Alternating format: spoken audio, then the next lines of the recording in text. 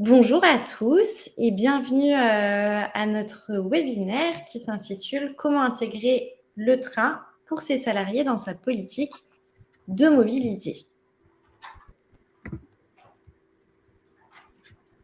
Alors, aujourd'hui, on a le plaisir d'accueillir sur scène Marie-Laure, qui est la responsable développement entreprise de SNCF Connect Tech. Et j'interviendrai à ses côtés. Je suis la directrice marketing et communication de Betterway. En attendant que tout le monde se connecte, on va commencer par se présenter brièvement et on déroulera la présentation dans la foulée. Marie-Laure, je te laisse te présenter. Merci d'être là déjà. Et puis, ravie de Merci à faire toi. cette présentation avec toi. Bonjour à tous. Je suis ravie d'être parmi vous avec Élise pour vous parler des bienfaits du train pour les déplacements domicile-travail. Pour resituer un petit peu qui je suis moi et pourquoi je suis là aujourd'hui, je vous présente cet organigramme de la SNCF qui dispose de nombreuses filiales, comme vous pouvez le voir. Donc moi, je travaille chez SNCF Connect Tech, qui est une filiale de e-voyageurs et qui et le bras armé tech, donc à disposition de la SNCF. Tu peux passer à la slide suivante, Élise. Chez SNCF Connect Tech, nous avons deux métiers. Le premier, qui est le plus connu, c'est d'être un acteur reconnu du e-commerce avec notre application SNCF Connect. Et notre deuxième activité, c'est de produire des solutions technologiques pour la SNCF, mais aussi les autorités organisatrices et d'autres acteurs. Pour ces deux activités, nous avons une seule raison d'être, qui est innover pour rendre les mobilités durables accessibles à tous.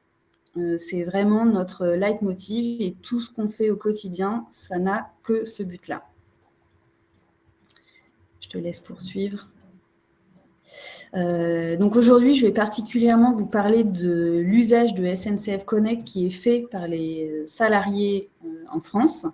Donc c'est une application que quasiment tous les Français ont dans leur poche aujourd'hui. Si on a un chiffre à vous partager ce matin, c'est 48 milliards de kilomètres qui ont été réalisés en train l'année dernière en France grâce à l'application SNCF Connect. Et donc c'est plus de 3 millions de CO2 économisés grâce au trajet réalisé en train.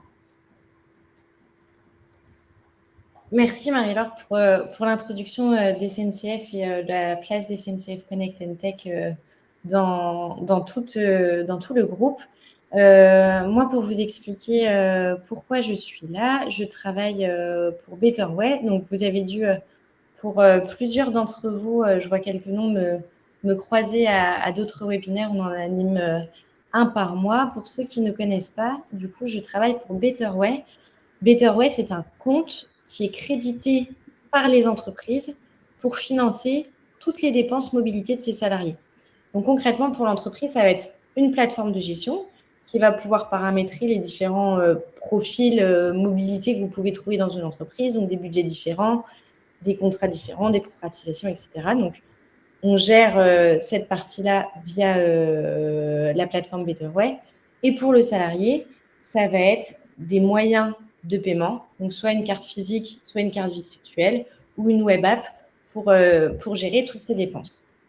Toutes ces dépenses mobilité, du coup, qui vont intégrer le vélo, la trottinette, le covoiturage et bien évidemment le train. Et c'est pour ça qu'on est là aujourd'hui, c'est pour faire un focus sur le train.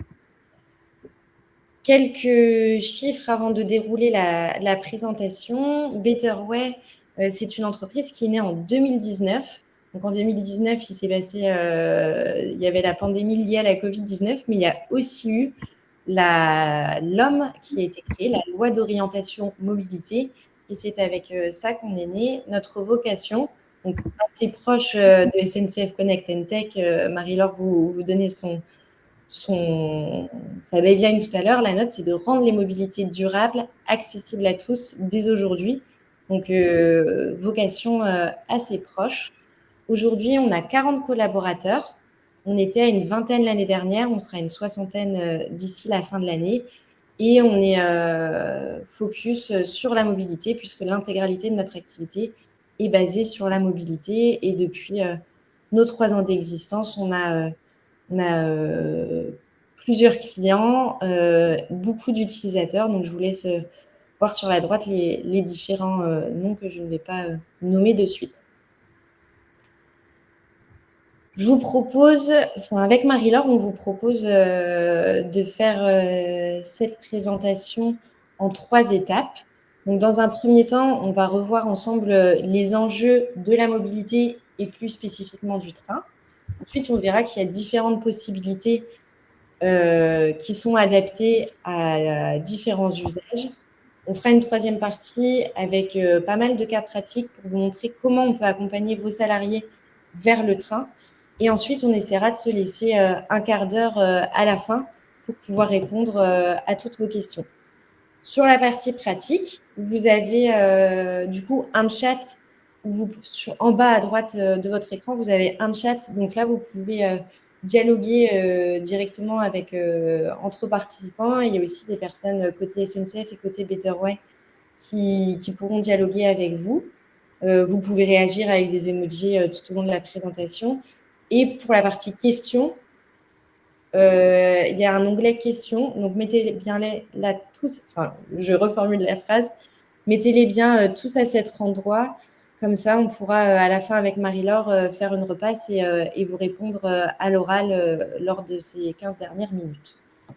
Donc, voilà pour ce webinaire qui va durer une heure. Je vous propose de commencer par la première partie de fait qui s'intitule « Trajet du quotidien, de plus en plus d'usagers du train ». Donc, avant de faire un focus sur le train, je vous propose de prendre un spectre un petit peu plus large et de faire un focus sur la mobilité qui est vraiment au cœur des préoccupations des entreprises à l'heure actuelle, puisqu'il y a des vrais enjeux RH, de pouvoir d'achat. Il y a des enjeux également en termes environnementaux. Premier enjeu RH, il faut savoir que la mobilité est à l'origine de 35% des démissions dans les entreprises. C'est-à-dire que quand vous avez une personne qui démissionne dans votre entreprise, 1 fois sur 3, son trajet domicile-travail, peu agréable ou trop long, etc., intervient dans son processus de démission. Deuxième enjeu, du coup, un enjeu de pouvoir d'achat. Il faut savoir que la mobilité, c'est la 2e dépense des ménages, juste après l'habitation et avant l'alimentation. Donc, quand on pense mettre en place des avantages salariés dans son entreprise, c'est vrai que la question des tickets restaurants est assez répandue, mais la question de la mobilité en termes de pouvoir d'achat est d'autant plus importante. Et enfin, 3e point, l'aspect environnemental. Il faut savoir que les transports et la mobilité sont à l'origine de 50% des émissions carbone de la France. Et la part du train dans ces 30% est très faible puisqu'elle est de 0,4%. J'ai fait un petit comparatif entre la voiture et le train parce que la voiture reste la mobilité la plus utilisée pour les trajets domicile-travail. En fonction du type de voiture et du type de train qu'on va utiliser, on est 14 à 88 fois plus polluant quand on utilise une voiture vs le train. Donc, par exemple, pour un trajet de 200 km, vous allez dépenser 1,5 kg de carbone en TGV, 1,2 en intercité, 1,4 en RER, contre 20 kg pour une voiture électrique ou 44 kg pour une voiture thermique. La mobilité en entreprise, donc c'est aussi des changements de comportement et d'usage à accompagner. On parlait de 2019, la création de Betterway. En 2019, il y a eu la pandémie liée à la Covid-19 et depuis, il y a le développement du télétravail qui s'instaure. Le fait d'aller travailler, ça engendre une réduction des abonnements de transport en commun parce que tout simplement, il devient moins rentable de prendre de prendre un abonnement transport en commun pour le mois quand on peut prendre un ticket à l'unité, vu qu'on n'a pas besoin de se déplacer tous les jours sur site. Deuxième aspect, c'est une prise de conscience écologique. Tout le monde est conscient à l'heure actuelle qu'il faut agir pour la planète et l'environnement. Du coup, cette prise de conscience favorise le développement de mobilité durable, que ce soit le vélo, le train, le covoiturage et j'en passe. Il y a également l'essor du flexible work qui contribue à l'augmentation des abonnements longue distance. C'est-à-dire que comme on va télétravailler, on va pas avoir besoin d'être aussi proche de son lieu de travail, donc on va s'éloigner de son lieu de travail pour aller plutôt dans des zones rurales, et du coup, on va plutôt prendre des abonnements longue distance. À savoir, les derniers chiffres, et je laisserai la main à Marie-Laure, il y a quasi 70% des salariés qui estiment que c'est le rôle de l'entreprise de les accompagner dans le développement des modes de transport et de les accompagner dans ces nouveaux usages auxquels ils font face.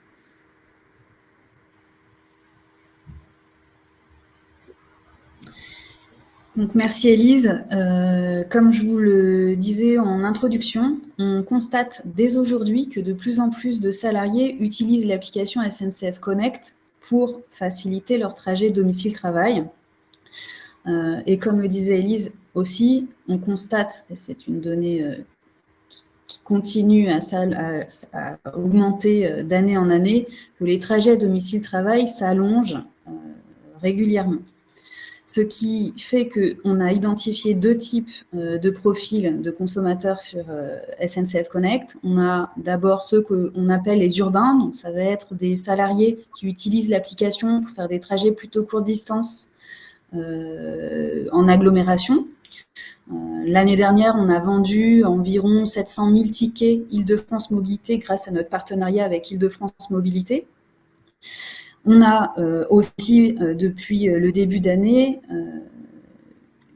un démarrage des ventes sur des achats de tickets de transport en commun sur plus de 24 réseaux de transport qui couvrent à peu près 550 communes dans toute la France. Sur le profil des navetteurs, donc on va être là sur des salariés qui s'éloignent de leur lieu de travail et qui réalisent des trajets qui vont être d'une région à une autre, au sein d'une même région, ou qui vont traverser toute la France. On constate une augmentation par rapport à 2021 de plus 57%, et la tendance cette année est encore à l'augmentation. Tu peux passer. On voit aussi en termes de recherche qu'aujourd'hui, les recherches domicile-travail sur notre application, c'est 1,5 million de recherches chaque jour. C'est vraiment une grande importance que d'avoir des outils d'aide au déplacement pour les salariés, pour choisir les meilleures offres, être informés en temps réel en cas de perturbation, etc. Et parmi les navetteurs que je vous citais tout à l'heure, on a 87% d'entre eux qui aujourd'hui prennent le TER ou le TGV.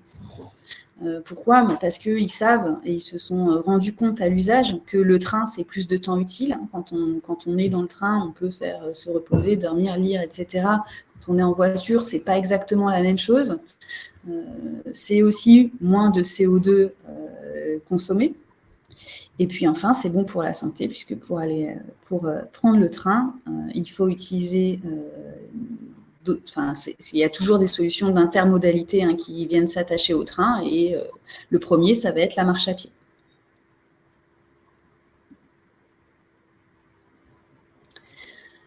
Donc, comme je vous le disais, de plus en plus de trajets domicile-travail en TGV. Les distances s'allongent, mais les durées de trajet, pas forcément, puisque grâce au TGV, on voit bien que sur de longues distances, les durées sont raccourcies. Et donc, il est tout à fait possible d'habiter à Nantes et de faire un aller-retour à la journée quand ce n'est pas tous les jours. La bonne nouvelle aussi, c'est que la loi LOM, avec le forfait mobilité durable, permet de financer les trajets en train et donc en TGV aussi, quand c'est du domicile-travail avec le forfait mobilité durable.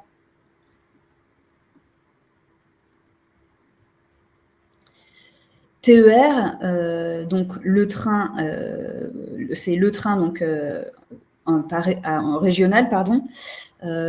C'est aussi plus de 3 millions de trajets réalisés en 2022 pour des distances domicile-travail. On vous a mis ici quelques exemples qui permettent de démontrer que le train, c'est plus de temps utile, c'est une meilleure santé et moins de CO2 économisé, mais c'est aussi souvent plus rapide que la voiture. Les temps de trajet sont plutôt garantis. En voiture, on ne maîtrise pas bien les flux, les embouteillages, etc. Donc, les comparatifs que vous voyez là sont sur des trajets hors embouteillage et incluant de l'autoroute, même quand c'est payant, pour aller vraiment chercher les trajets les plus rapides effectués en voiture. Donc, on voit que dans toute la France, on couvre bien tous les territoires et que ça peut quand même être très souvent très intéressant d'utiliser le train aussi en région.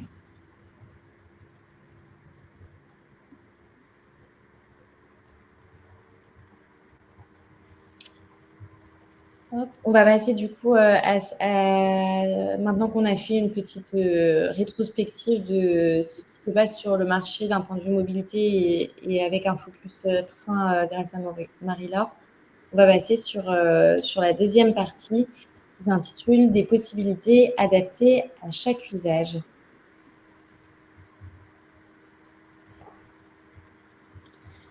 Donc effectivement, je vous montrais précédemment, on a des salariés qui se déplacent avec tous les moyens de transport ferré qui existent aujourd'hui dans toute la France. Et effectivement, pour faciliter ça et aussi limiter l'impact sur le pouvoir d'achat, on a une offre pour chaque situation, donc avec des cartes de réduction ou des abonnements TER, donc adaptés en local aux usages de chaque région et discutés avec les collectivités, les autorités organisatrices. On a également, pour les trajets nationaux et notamment en TGV, des cartes de réduction et des abonnements, et notamment des abonnements télétravail qui s'appellent les abonnements Max Actif.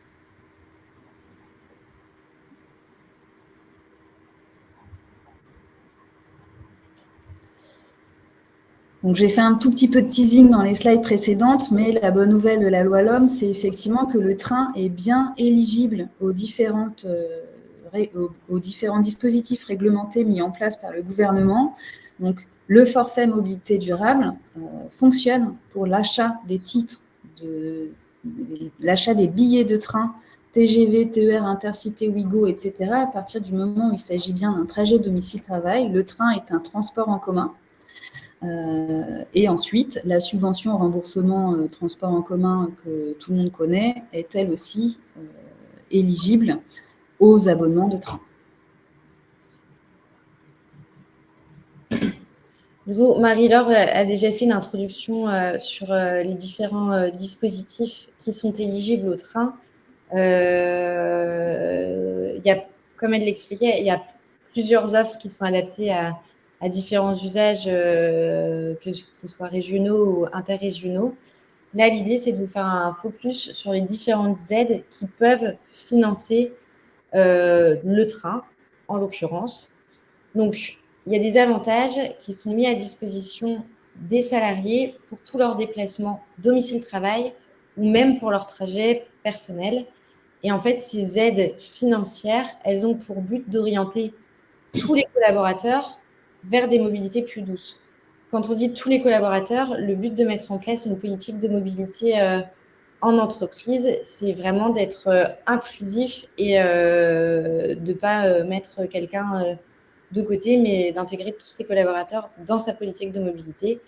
Et le but, c'est également de les orienter vers des mobilités plus douces.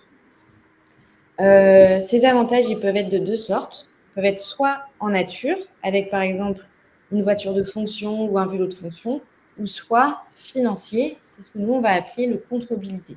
Dans ce compte mobilité, pour financer le train, il y a 3 dispositifs légaux qui font partie de la LOM, donc loi d'orientation mobilité.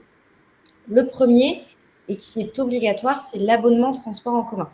En tant qu'entreprise, vous êtes obligé de prendre en charge les abonnements transport en commun de vos salariés à hauteur de 50% minimum. C'est-à-dire que si votre salarié vient de Reims sur Paris en TGV, vous êtes obligé de lui prendre en charge son abonnement de transport en commun à hauteur de 50%. Si, arrivé à Paris, il prend un pass Navigo pour rejoindre son lieu de travail, vous êtes obligé également de lui prendre en charge ces 2 abonnements de transport en commun à hauteur de 50% minimum. 50%, c'est le minimum. Ça peut aller jusqu'à 75% défiscalisé. Et il y a même des entreprises qui prennent en charge les abonnements de transport en commun de leurs salariés à hauteur de 100%. C'est juste que les 25% de 75 à 100% ne sont pas défiscalisés. Et donc, il y a des cotisations sociales sur cette partie. Donc voilà, ça c'est pour le premier volet, l'abonnement de transport en commun qui est obligatoire.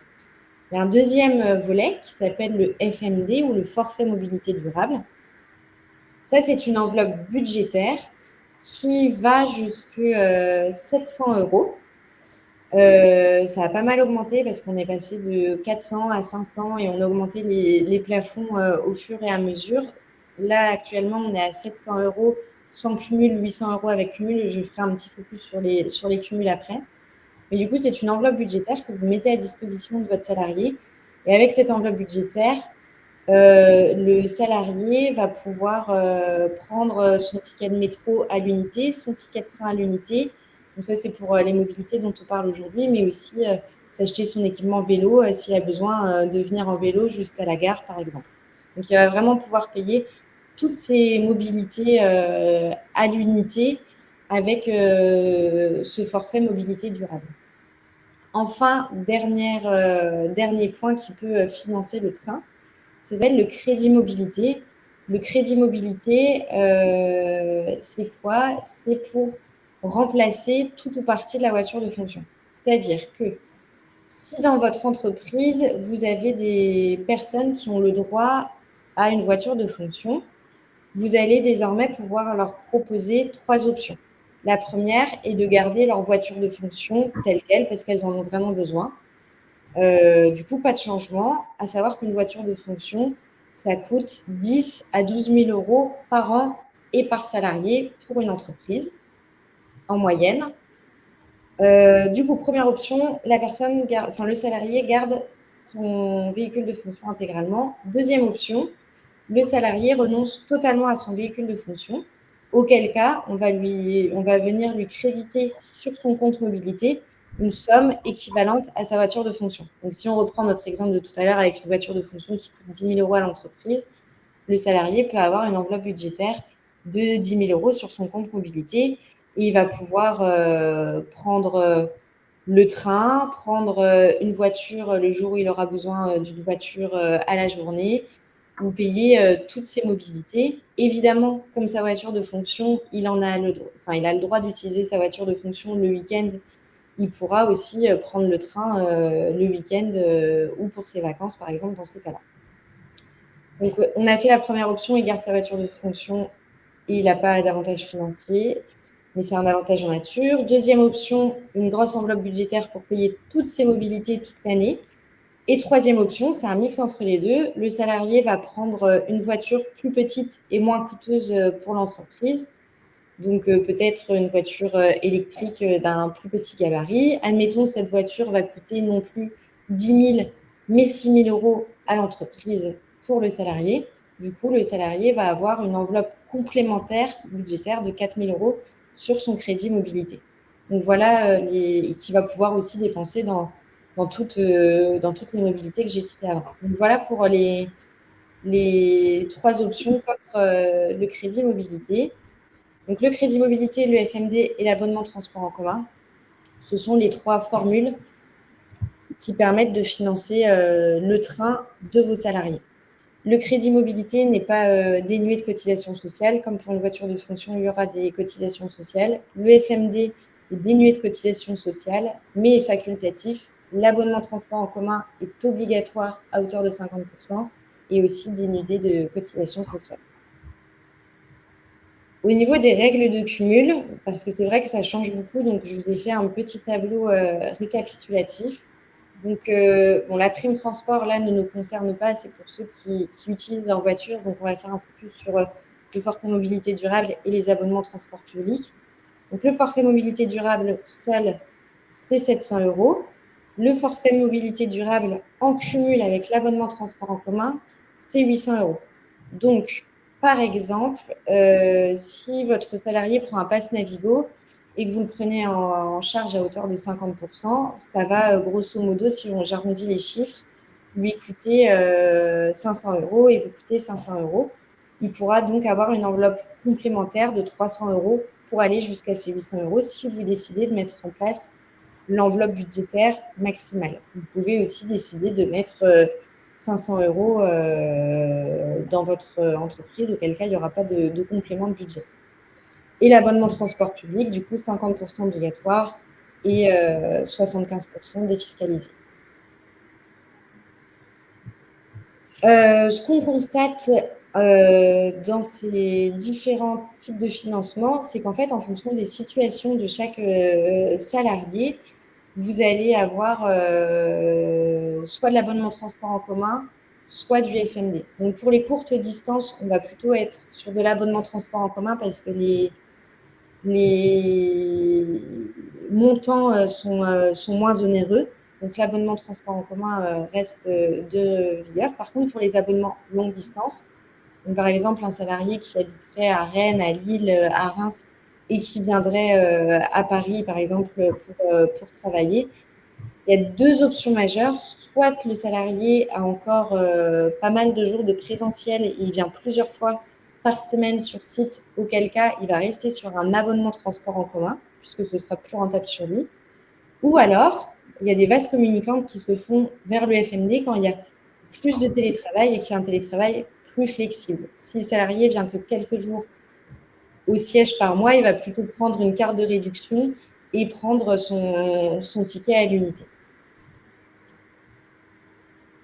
Voilà pour la partie offre de train et financement du train.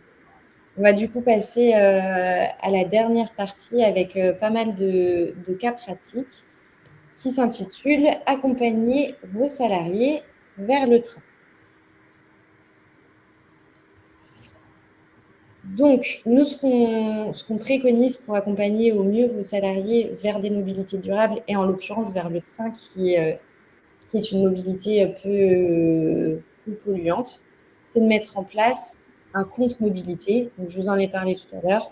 Ça regroupe en fait ce compte mobilité pour l'entreprise, une plateforme de gestion où vous allez pouvoir mettre les montants de vos forfaits mobilité durables, vos remboursements, abonnements transport en commun, et tout paramétrer via cette plateforme pour que vos salariés puissent dépenser de manière autonome et sans justificatif, puisque ce sera accepté automatiquement, toutes leurs dépenses mobilité. Là, c'est une slide Betterway, mais il y a aussi d'autres acteurs sur le marché qui proposent des comptes mobilité. Si vous choisissez du coup de mettre en place une politique de mobilité et de passer par un prestataire, nous, ce qu'on vous conseille dans le choix de votre partenaire, c'est de choisir un partenaire qui soit flexible, conforme et expert. Flexible, il faut que le partenaire que vous choisissiez puisse s'adapter à votre politique de mobilité et puisse prendre en compte différents profils. Par exemple, quelqu'un qui est à temps partiel n'aura pas le même montant que quelqu'un qui est à temps plein. Quelqu'un qui part en cours d'année n'aura pas le même montant que quelqu'un qui est resté toute l'année, etc. Il faut que ce soit un partenaire qui soit conforme à la réglementation en vigueur. Et enfin, un partenaire qui soit expert dans la mobilité et qui connaisse les logiciels de paie et les logiciels SIRH. Donc, voici nos 3 préconisations brièvement. Concrètement, comment ça se passe pour le salarié? Vous décidez de mettre en place des avantages salariés liés à la mobilité via Betterway en l'occurrence pour cet exemple. Votre salarié va venir sur la plateforme et va s'inscrire, il va recevoir différents moyens de paiement. Il va ensuite aller sur l'application SNCF Connect s'il a besoin de faire du train pour choisir la meilleure option pour son trajet domicile-travail. Là, 2 options, on les a déjà évoquées. Soit il va prendre un abonnement transport en commun, par exemple, s'il doit venir régulièrement sur site, soit il va prendre des tickets à l'unité. S'il prend des tickets à l'unité, c'est une carte bleue, il pourra payer directement avec sa carte Mastercard Betterway tous ses tickets. Si c'est un abonnement, ce qui est possible de faire, c'est d'avoir un IBAN, du coup, qui est mis à disposition du salarié, qui va rentrer dans l'application SNCF Connect. Et c'est cet IBAN qui va être débité des abonnements de transport en commun train. Ce qui est plutôt pas mal parce que ça évite aux salariés d'avancer tous les frais et il y aura une reprise sur paie à la fin du mois du montant qui lui reste à charge. Et puis pour les abonnements train, notamment les abonnements longue distance, c'est vrai qu'il y a des montants qui parfois sont plus importants, de plusieurs centaines d'euros par mois. Donc c'est quand même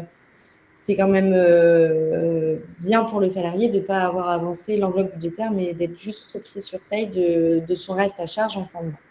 Et ensuite, il va réaliser son trajet de domicile-travail.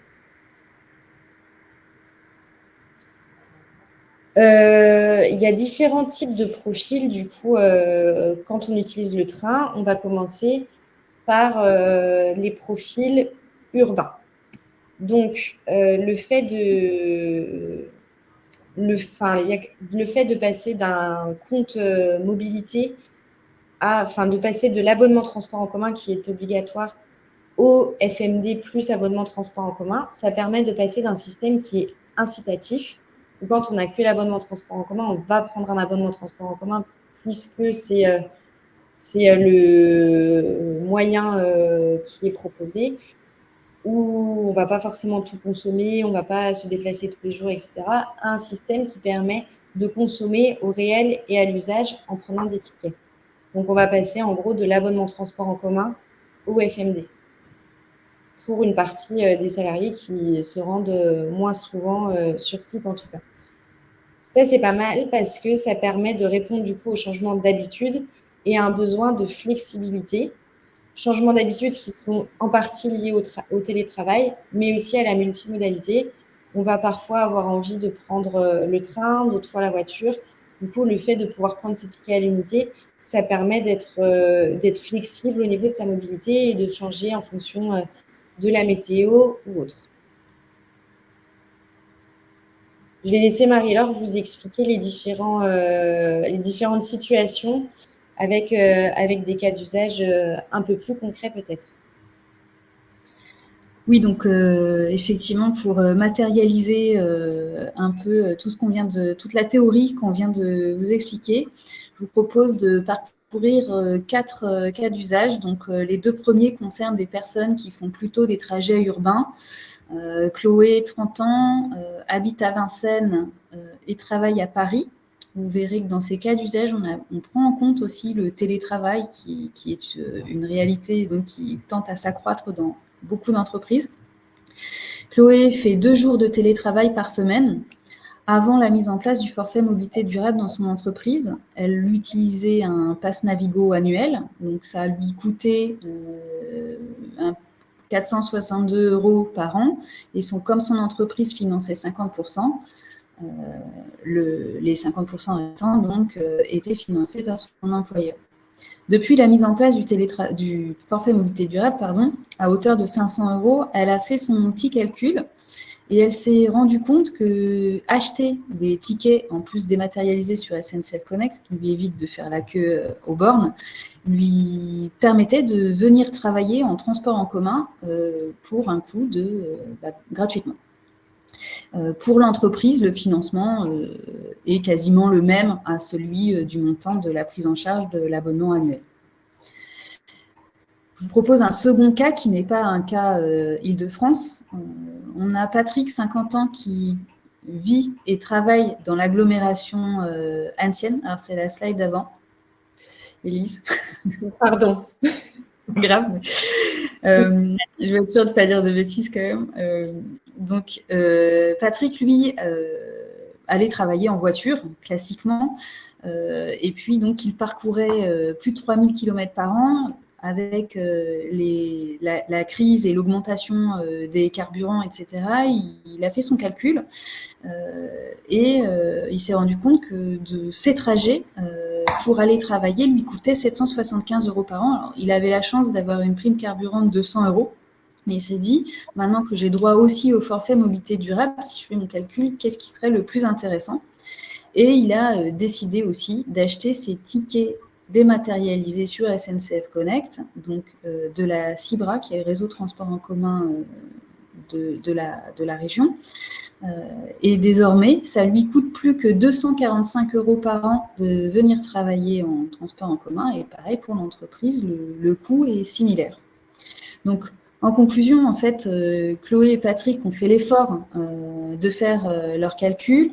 Ils ont capitalisé sur les différentes subventions qui étaient mises en place par leur entreprise. Ils avaient le choix entre une prime carburant, du forfait mobilité durable, de l'abonnement, du remboursement abonnement transport en commun. Ils ont tous les deux basculé vers le forfait mobilité durable puisque ça correspondait à leurs besoins propres. Et ils sont ravis aujourd'hui d'avoir plus de pouvoir d'achat et de pouvoir acheter leurs tickets en toute autonomie.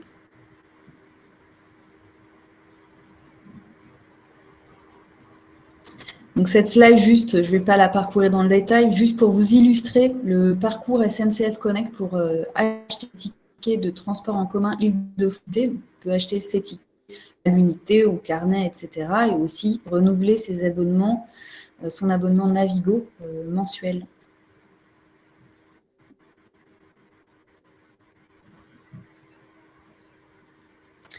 Même chose, illustration donc de l'achat de tickets de transport en commun donc dans les plus de 550 communes que je vous citais aujourd'hui, donc avec l'exemple du réseau Cibra pour illustrer notre use case à Annecy. Donc Patrick peut acheter ses tickets de transport en commun depuis son canapé.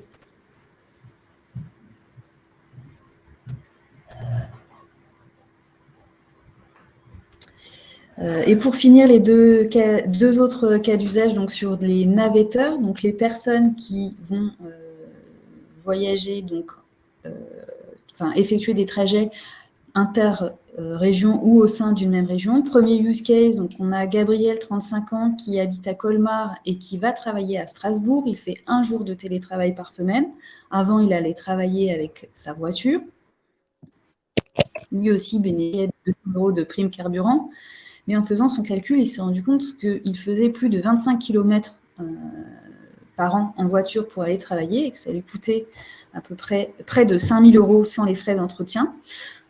Donc depuis, il a fait aussi son petit calcul et lui, il a choisi de passer à un abonnement TER pris en charge à 50% par son employeur. Et donc pour lui, c'est un vrai avantage financier puisque maintenant, ses trajets domicile-travail ne lui coûtent plus que 750 € par an. On a le second use case qui est Magali, 42 ans, qui avant habitait en Île-de-France. Elle faisait des trajets Compiègne-Paris pour aller travailler régulièrement. Elle bénéficiait déjà de jours de télétravail, mais elle devait financer ses trajets avec un abonnement mensuel TER et un abonnement mensuel Navigo. Les deux étaient pris en charge à 50% par son employeur. Ça lui coûtait à peu près 1 550 €. Son entreprise a décidé, depuis la crise sanitaire, d'assouplir les règles de télétravail, ce qui lui a permis d'envisager un départ en province, continuer à travailler dans la même entreprise. Désormais, elle prend le TGV pour venir travailler et venir de temps en temps au siège, à hauteur de 4 jours par mois. Elle a choisi de ne pas prendre d'abonnement, puisqu'elle ne vient pas suffisamment fréquemment pour rentabiliser son abonnement. Elle capitalise, elle, sur le forfait mobilité durable, donc, qui est de 800 € et finance donc ses 11 trajets TGV aller-retour avec sa carte, avec son budget forfait mobilité durable, ce qui fait qu'au final, elle et son employeur réalisent des économies. Donc pareil, pour ces deux use cases, les deux acteurs sont très contents, ils ont pu changer leur mode de vie et sont plus investis dans leur travail.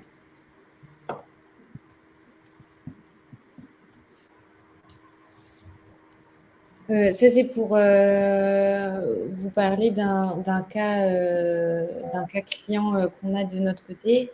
Donc, c'est une entreprise qui s'appelle Merck, dont le siège est situé en banlieue strasbourgeoise, à Molsheim. Depuis la mise en place du forfait mobilité durable au sein de leur entreprise, on a vu se développer pas mal de covoiturage, mais aussi beaucoup de trains. Donc, le covoiturage, 68%. Donc, c'est le plus gros, c'est la mobilité qui prend le plus de place, mais en temps normal, pour le reste des entreprises, on est quasi à 90%. Donc, tout ça pour dire que le train a pris de la place sur ces mobilités. Le train, on est quasi à un tiers des personnes qui utilisent le train au quotidien. Je crois que tout à l'heure, Marie-Laure, il y avait ce cas Strasbourg-Molsheim dans la présentation où ça prenait un quart d'heure en train. Et après, il y a le vélo et les autres mobilités qui sont très peu, peu instaurées pour la bonne et simple raison que les pistes cyclables à proximité ne sont pas suffisamment développées. Donc, problème d'infrastructure. Mais du coup, le train et le covoiturage sont les deux moyens de transport les plus plébiscités depuis la mise en place du FMD. On a à peu près 2000 paiements train par an. Sur ce train, trajet courte distance, donc on a encore 70% d'abonnements transports en commun qui sont pris en charge. Et sur ces 70% d'abonnements transports en commun, on a 66 montants différents. Donc tout ça pour dire qu'il y a plein d'usages différents, vu qu'il y a plein d'abonnements différents. Pour conclure, et c'est parfait parce qu'on est pile poil dans le timing pour se laisser un quart d'heure ensuite pour répondre à vos questions. Il y a différentes possibilités qu'offre le train. Sur toutes les possibilités, que ce soit interrégionaux ou pas, il y a deux financements principaux de cet usage. Le premier, c'est le forfait mobilité durable, qui permet de payer des billets de train à l'unité, qui est une enveloppe qui va jusqu'à 700 € défiscalisée, mais c'est un dispositif qui est facultatif. Donc, l'entreprise peut ou non le mettre en place selon son bon vouloir. Et le deuxième biais, c'est l'abonnement. Donc, il y a différents abonnements train, des TER régionaux ou le TGV Max actif. Et ça, c'est un remboursement de 50% obligatoire et jusqu'à 75% défiscalisé. Voilà pour conclure cette présentation. Marie-Laure, je ne sais pas si tu avais des points à rajouter. Mais non, je garde le temps pour répondre aux questions. Ok. J'ai eu deux questions du coup on a eu deux questions sur le fait de partager la présentation à la fin du webinaire. Vous allez recevoir un mail automatique de ma part à la fin du webinaire avec le lien du replay. Si vous voulez la présentation en dur, répondez-moi par retour de mail et je vous l'enverrai si vous en avez besoin. Deuxième question. Pourquoi SNCF ne propose pas une carte Navigo qui soit sur 3 jours et pas 5 par semaine? Du coup, question qui s'adresse plutôt à toi, Marie-Laure, au niveau des offres SNCF. Alors, ce n'est pas la SNCF qui propose le forfait Navigo, c'est bien Île-de-France Mobilité, la région qui est en charge de définir les offres. Et moi, je travaille pour l'entité SNCF Connect, donc qui distribue les offres qui sont créées par les transporteurs. Malheureusement, je n'ai pas la réponse. Mais pour compléter ta réponse, moi, je suis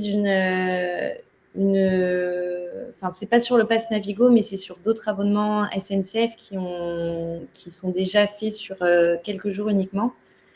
Moi, à titre personnel, j'utilise le train pour me rendre sur mon lieu de travail, puisque j'habite en périphérie de Lille et je travaille, les locaux de Better Way sont à Paris Centre. Du coup, j'ai un abonnement qu'on appelle TGV Max, et cet abonnement, on peut le prendre soit sur toute la semaine, soit sur 4 jours, du lundi au jeudi.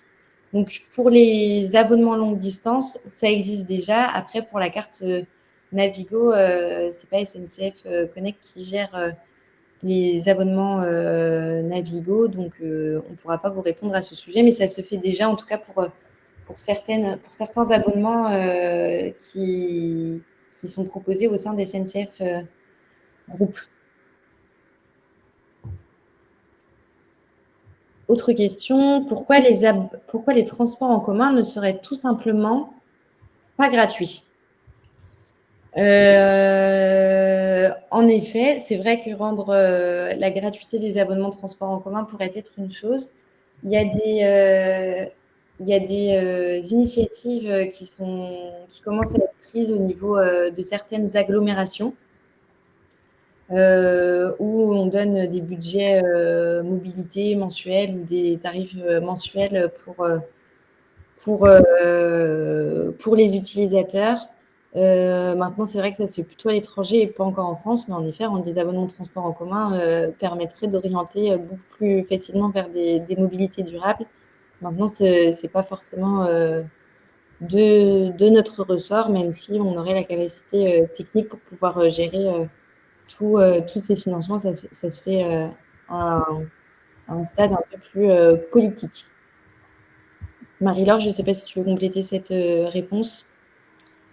Oui, bah moi aussi. C'est vrai que ça, c'est des questions auxquelles je ne peux pas répondre parce que c'est des questions qui touchent à pas mal d'éléments et dont je n'ai pas la réponse aujourd'hui. Je suis désolée. Pour la gratuité, il faudrait trouver le financement, mais s'ils sont gratuits pour les utilisateurs, il faut bien que quelqu'un finance quand même les transports. En l'occurrence, dans les cas d'usage que Marie-Laure vous a proposés, il y avait des cas salariés où il n'y avait quasi pas de dépenses de la part du salarié puisque c'était financé par les entreprises. Donc, dans certains cas, les transports en commun peuvent être gratuits pour les salariés. Oui, je pense que c'est l'objectif de l'augmentation du forfait mobilité durable auquel le gouvernement a procédé régulièrement. Donc, c'est ce que tu disais. Là, on est arrêté à 700 € forfait mobilité durable ou 800 € en cumulé avec un abonnement de transport en commun. Quand on fait ces calculs en fonction du nombre de jours de télétravail de là où on habite, ça peut rendre les trajets gratuits pour le salarié. Tout à fait. Et puis, comme je vous le disais, nous, on a des clients qui prennent en charge à 100% les abonnements de transport en commun de leurs salariés. Donc, ils sont encore minoritaires, mais il y en a qui le font. Et c'est une démarche, du coup, qu'on apprécie particulièrement puisque ça permet de rendre encore plus les mobilités durables accessibles à tous et c'est notre vocation. Question plutôt pour moi, défiscaliser, c'est-à-dire pas de charges sociales pour l'employeur et les salariés. En effet, pour le forfait mobilité durable et l'abonnement de transport en commun, c'est défiscalisé pour l'employeur et pour le salarié. Abonnement de transport en commun jusqu'à 75%, le FMD, 700 € d'enveloppe complètement dénudée de cotisations sociales pour l'employeur et pour le salarié. Par contre, le crédit mobilité qui remplace la voiture de fonction, je vous en parlais tout à l'heure, là, il y a des cotisations sociales au même titre qu'une voiture de fonction. N'hésitez pas à remettre un petit message si jamais j'ai pas répondu pleinement à votre question. Bonjour, via un compte mobilité, des données de reporting sont-elles possibles, prévues pour analyser l'impact de notre mobilité? Si oui, dans le cas de Betterway, par exemple, quelles sont ces données? Donc oui, en effet, il y a des données qui sont communiquées en fin de mois ou de manière annuelle avec des reportings. Je gère un peu moins cet aspect puisque ce sont les account managers qui sont dédiés aux administrateurs de la plateforme qui vont gérer ces données. Mais vous voyez, je vous ai donné quelques données sur un client avec le taux d'abonnement de transport en commun, les mobilités utilisées. On peut avoir un dispatch entre combien d'abonnements de transport en commun sont dépensés, combien de FMD, combien il y a d'utilisateurs, combien il y a de personnes onboardées, quels sont les types de dépenses, etc. Donc, oui, on est tout à fait en mesure de vous donner de la donnée et c'est le but de mettre en place des avantages financiers pour inciter pour inciter à aller vers des mobilités plus douces, c'est de pouvoir analyser ça ensuite de manière annuelle. Et puis de toute façon, il faut que vous puissiez savoir combien vous avez dépensé en tant qu'entreprise pour le forfait mobilité durable et pour l'abonnement transport en commun, donc vous avez accès à ces données. Autre question, je les prends dans l'ordre, hein, Marie-Laure. Je n'ai pas compris, le RIB de Betterway, c'est un compte de l'entreprise. En effet, en fait, quand vous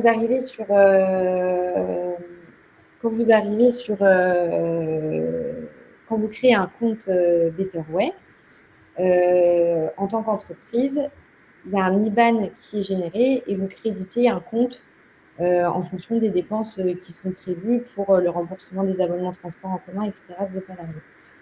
Vos salariés peuvent télécharger un IBAN qui va être lié à ce compte et en fait, il va mettre cette IBAN pour payer ses abonnements de transport en commun dans l'application SNCF Connect ou TGV Nuit ou autre. Et du coup, c'est cette IBAN qui va être débitée de l'abonnement de transport en commun. Vous allez avoir cette donnée et donc vous allez pouvoir reprendre sur paye la somme restante pour le salarié. Si je reprends mon cas précis, moi j'ai mis l'IBAN pour payer mon abonnement TGV Max sur SNCF. C'est le compte mobilité de Betterway qui est débité et moi j'ai une reprise sur paye de mon reste à charge à la fin de chaque mois, ce qui m'évite d'avancer l'intégralité de la somme et ce qui du coup est encore plus confortable financièrement. Autre question de Bénédicte. Les tickets ne peuvent pas être dématérialisés sur un téléphone Apple. Est-ce que ça fonctionne avec Betterway sur Apple? Je peux peut-être prendre la réponse sur la première partie. Donc, tous les achats de tickets, de billets de train, eux, sont bien sûr achetables et dématérialisables sur tous les téléphones, tous les devices. Sur les transports en commun, le réseau de transports en commun que l'on distribue sur les villes hors Île-de-France, ça fonctionne aussi sur l'ensemble des devices. Et pour les tickets Île-de-France Mobilité, j'imagine que c'est la question. Effectivement, ça ne fonctionne pas encore aujourd'hui sur Apple, mais bien entendu, ça va arriver. Et du coup, pour reprendre la deuxième partie de la question, plutôt Betterway sur Apple, vous pouvez accéder à la plateforme via un ordinateur ou votre téléphone. L'application est en cours, donc on est en train de la développer. L'Apple Pay également. L'intégration à Apple Pay également. Ce n'est pas nous qui développons Apple Pay. Mais l'intégration de Betterway à Apple Pay également. Bonjour, merci pour cette présentation. La présentation à la fin du webinaire, pas de souci, vous me faites un retour par mail. Dans le cas où l'offre de train dans la région n'est pas assez, quelle démarche faudrait-il faire pour ajouter une fréquence ou changer les horaires actuels? Une question plutôt pour toi, Marie-Laure.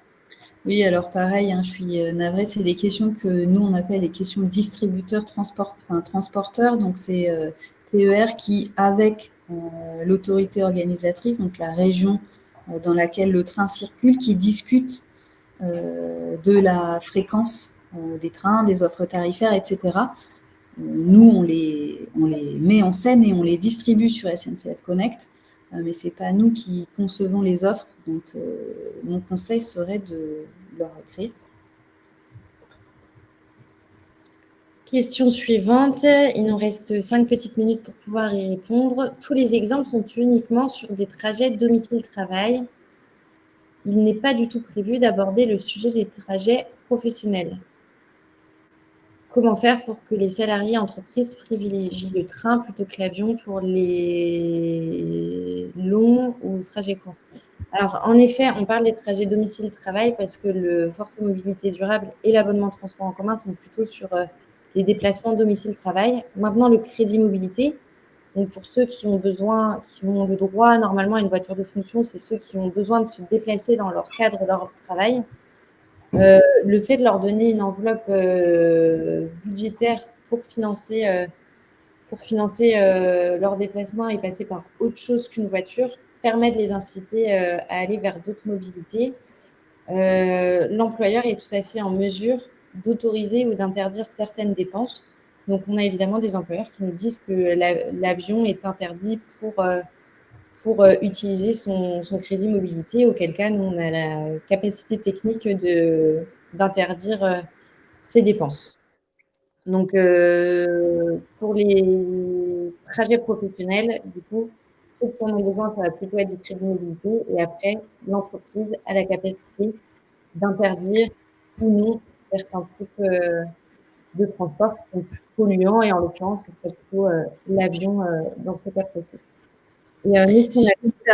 Élise, pardon, si je peux me permettre juste pour compléter, il y a quand même un argument fonctionnel que je trouve très intéressant, c'est le train et les gares sont situées dans les centres-villes. Donc ça peut, pour le côté pratique, ça peut être quand même très incitatif si vos salariés n'ont pas de sensibilité écologique. Tout à fait. Et au-delà de ça, nous, on s'est rendu compte qu'avec le train, dont parlait tout à l'heure Marie-Laure, c'est un endroit où on peut travailler, il y a une connexion Wi-Fi, il y a de quoi poser son ordinateur, etc. Donc, on travaille dans le train, on peut se reposer, on peut faire des choses. Dans l'avion, c'est un peu moins le cas, il n'y a pas de connexion Wi-Fi, il faut poser ses bagages, récupérer, etc. Donc, nous, en tout cas, chez Betterway, on peut travailler dans le train et notre employeur nous a autorisé à travailler dans le train. Donc, par exemple, même pour nos déplacements, pour aller en vacances, par exemple, si on décide d'aller à Barcelone en train, on va plutôt en avoir pour 8 heures vs 2 heures en avion. Mais ces 8 heures-là sont considérées comme du temps de travail. Donc, il y a des choses aussi que l'entreprise peut mettre en place pour favoriser l'usage du train qui peut être considéré comme du temps de travail de qualité. Question de Zoé. Fanny, vous pouvez mettre en place une charte de déplacement et choisir de ne pas rembourser les modes de déplacement trop polluants. Bon, c'était une réponse du coup à une de nos questions. Si j'ai bien compris, le FMD est un plus. Les abonnements seront quand même remboursés à au moins 50%. Quel est l'avantage concret pour l'entreprise de cette option défiscalisée? En fait, l'avantage pour l'entreprise, c'est si vous avez un abonnement transport en commun, en effet, il est obligatoire. Donc, vous devez au moins le rembourser à 50%. Mettre en place le FMD, ça va permettre à certains salariés d'arrêter leurs abonnements de transport en commun et de prendre des tickets à l'unité. Donc, il va y avoir des vases communicants entre le FMD et l'abonnement de transport en commun. Donc, l'avantage pour l'entreprise, c'est de répondre aux nouvelles habitudes de ses salariés principalement. Et puis, il y a aussi une question d'image et d'attractivité des talents. Dernière question, puisqu'il est 59. Vous avez évoqué le cas du Pass Liberté. On peut utiliser le FMD pour le financer, bien sûr. Et y a-t-il un moyen d'utiliser le financement de l'entreprise à 50% dans ce cadre aussi? Alors, je réponds. Bonjour Ronan. Donc, je pense que le Pass Liberté, c'est la carte Liberté. Donc, non, malheureusement, aujourd'hui, la carte Liberté, c'est une carte de réduction. Donc, elle n'est pas finançable par le forfait mobilité durable et n'est pas finançable non plus par l'abonnement transport en commun. Toutefois, elle permet quand même de bénéficier de tarifs avantageux et elle est souvent prise en charge par les entreprises dans le cadre des déplacements professionnels. Donc, vous pouvez l'utiliser pour faire des trajets domicile-travail à l'unité. Ça, c'est tout à fait c'est permis dans la politique de distribution des billets de train de SNCF. Mais cette carte Liberté n'est pas subventionnée par les aides gouvernementales aujourd'hui. On a fait Merci Marie-Laure. On a fait le tour des questions et ça fait 50 minutes que nous avons démarré l'événement, donc pile poil dans les temps. Si vous avez des questions, on vous laisse avec Marie-Laure nos coordonnées. n'hésitez pas à revenir vers nous, on vous orientera vers la personne adéquate, on vous répondra directement. Merci Marie-Laure pour ta présence, pour cette intervention à tes côtés. Et puis, je vous dis à très vite pour un prochain webinaire. Merci à tous et j'espère vous voir beaucoup plus nombreux dans les trains. Au revoir.